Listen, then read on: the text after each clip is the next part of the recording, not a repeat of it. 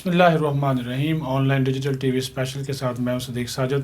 Viewers, آج خواتین کا عالمی دن ہے. پاکستان میں بھی اس حوالے سے مختلف تقریبات، سیمینارز، کانفرنسز، واک اور ریلیوں کا سلسلہ جو ہے وہ جاری ہے.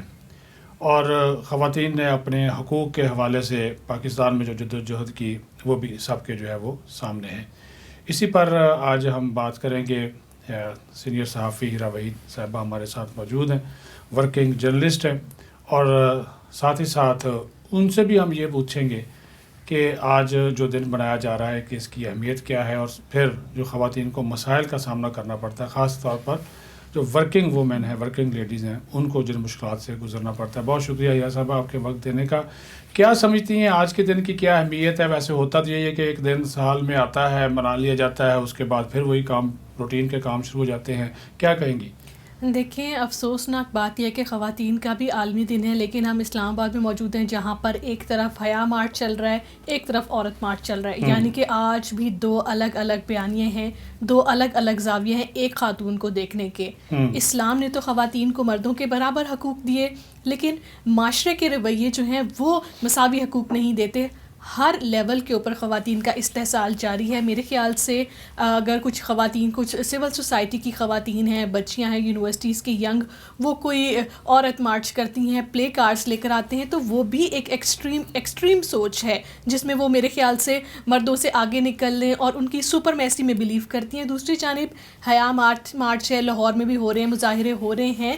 یہ تمام چیزیں ان چیزوں کی طرف اشارہ کرتی ہیں کہ ہم نے بحیثیت معاشرہ خواتین کو آج بھی جگہ نہیں دی. اگر ایک خاتون کو سپر وومن کے طور پہ لیا جا سکتا ہے، ایکسٹریمسٹ کے طور پہ لیا جا سکتا ہے، یا دوسری طرف ایک معاشرے میں کوئی رول جس کا نہیں ہے، عورت مظلوم ہے. ہمارے ٹیلی ویژن ڈرامے جو ہیں وہ بھی مظلومیت کی کہانیاں سناتے ہیں. ظلم ہو گیا، ظلم کی شکار، ساس بہو کی لڑائیاں، ہمیشہ ایک پسا ہوا طبقہ دکھایا.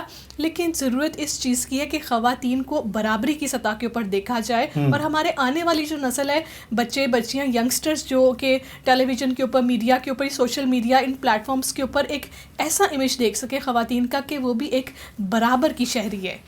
اچھا ہیرا جی، چونکہ آپ بھی اسی فیلڈ سے، جرنلزم کی فیلڈ سے واقف ہیں، بہت سے دوست، بہت سے آپ کی سہیلیاں جو ملتی ہیں جو اس فیلڈ میں ہیں، آپ کا اپنا ذاتی تجربہ کیا ہے کہ جب ایک خاتون باہر کام کرنے کے لیے نکلتی ہے تو اس کو کن مشکلات کا سامنا کرنا پڑتا ہے؟ دیکھیں، خواتین کے بھی مسائل ہیں جو جاب کے لیے گھروں سے نکلتی ہیں، اور میلز کے بھی ہیں. میلز کے لیے تو بہت ہائی کمپٹیشن ہوتا ہے، جگہ ہی نہیں ہوتی. اور خواتین کا ایک مسئلہ، کیونکہ میں نے پہلے اخبارات میں کام کیا، پھر ٹیلی ویژن میں بھی کام کیا، ایک چیز جو مجھے ہمیشہ فیس کرنی پڑی وہ یہ کہ معاشی طور پر خواتین کو ہمیشہ لو سیلریز کے اوپر رکھا جاتا ہے. کیوں نہیں ان میل رپورٹرز کے برابر جب ہم کام کرتے ہیں، بلکہ سم ٹائمز میل رپورٹر سے بھی زیادہ. وہ کہتے ہیں جی، وہ ایکسیپٹ کر لیتی ہیں، جی وہ خواتین ایکسیپٹ کر لیتی ہیں جی کہ مجھے صرف جاب چاہیے، پیسے جتنے مرضی دے دیں. دیکھیں یہ ایکسیپٹنس بھی اس لیے ہے کہ جب ان کو آفر ہی نہیں کوئی دی جاتی، جب میڈیا ہاؤسز کے اندر خواتین مینجمنٹ کی پوسٹ کے اوپر نہیں ہیں، پالیسی سازی میں خواتین کا رول ہی نہیں ہے، اکا دکا شاید ہی کہیں کوئی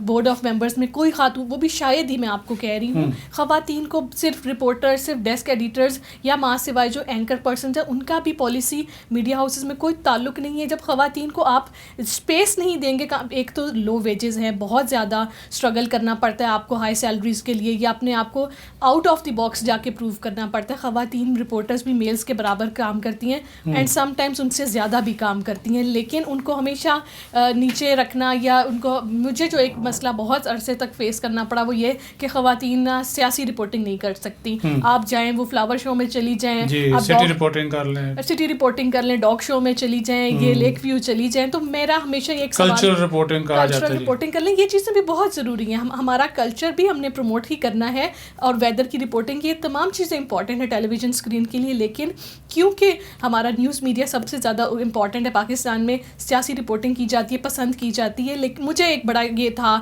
کہ خواتین نہیں کر سکتی. بہت لڑائیوں کے بعد، ناراضگیوں کے بعد، دفاتروں میں لڑ کے باسز سے کہ مجھے جانا ہی جانا ہے، پھر اس کے بعد جا کے، لیکن کنسسٹینسی بہت زیادہ تھی میرے میں نے کبھی ہمت نہیں ہاری، صرف اسی لیے کہ میں نے بھی آگے بڑھنا ہے. میں نے اس رویے کو، اس سوچ کو تبدیل کرنا ہے کہ خواتین جو ہیں وہ مردوں کے برابر نہیں ہیں.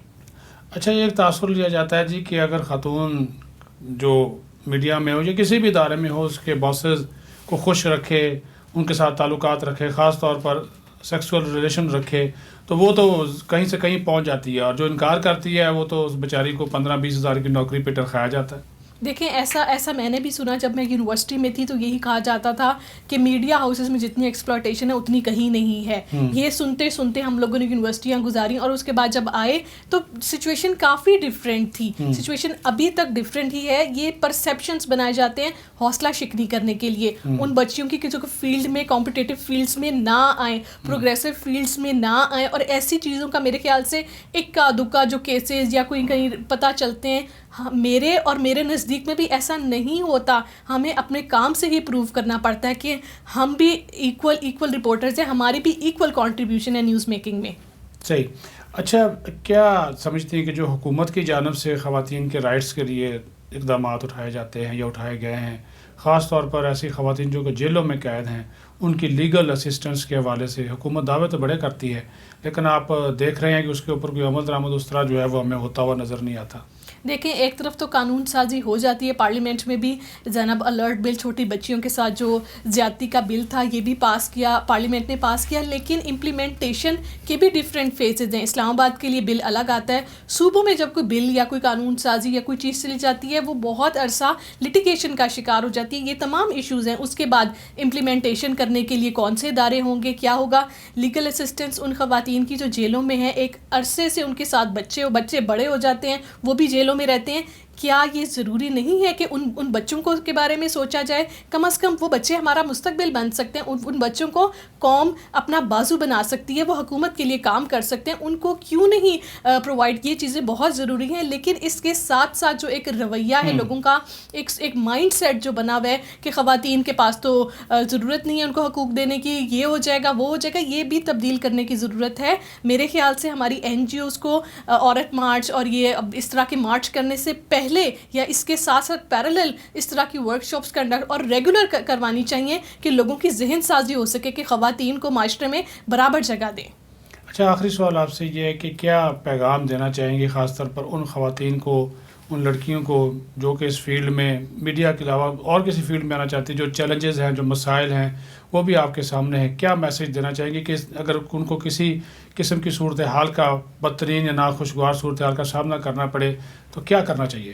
دیکھیں، صورتحال کسی کے لیے بھی بری ہو سکتی ہے۔ صورتحال یا سچویشن سے ڈروانا یا کہنا کہ اوور ٹائمنگز ہے، میڈیا میں کوئی ٹائم نہیں ہوتا، کبھی دن کو پریس کانفرنس، کبھی رات کو پریس کانفرنس، یہ ایک حقیقت ہے، لیکن میڈیا فیلڈ میں بھی خواتین کام کر رہی ہیں اور ایکسل کر رہی ہیں۔ خواتین کو میرے خیال سے یہ اس تمام سوچیں گھر میں چھوڑ کے آنی چاہیے کہ ان کو کیا مسائل کا ساتھ، کبھی ٹریفک جیم، کبھی ہماری گاڑی کبھی ٹائر پنکچر، گھبرانا نہیں ہے، صرف آگے دیکھنا ہے اور یہی دیکھنا ہے کہ آپ نے یہی ثابت کرنا ہے کہ ہم نے گھر واپس جا کے نہیں بیٹھنا، ہم نے پروف کرنا ہے اپنے آپ کو، ہم نے ایک بہتر معاشرے میں کنٹریبیوٹ کرنا ہے۔ اور خواتین کا تو میرے خیال سے بہت ضروری ہے کہ وہ کام بھی کرے۔ ایک گھر میں ایک کمانے والا ہوتا تھا عموماً پہلے، اب سے کچھ سال پہلے ایک کمانے والا، 5 کھانے والے، 6 کھانے والے، اب خواتین بھی مردوں کے ساتھ ساتھ کام کر رہی ہیں اور بہتر گھریلو زندگی کو وہ سپیس دے رہی ہیں، اپنے بچوں کی اچھی پرورش کر پاتی ہیں۔ جو جاب کرتی ہیں خواتین، تو ان کو اپنا فیوچر اپنے بچوں کا دیکھنا چاہیے یا گھر والوں کا فیوچر، گھر والوں کے ساتھ چلے، لیکن ڈی مورلائز نہ ہو،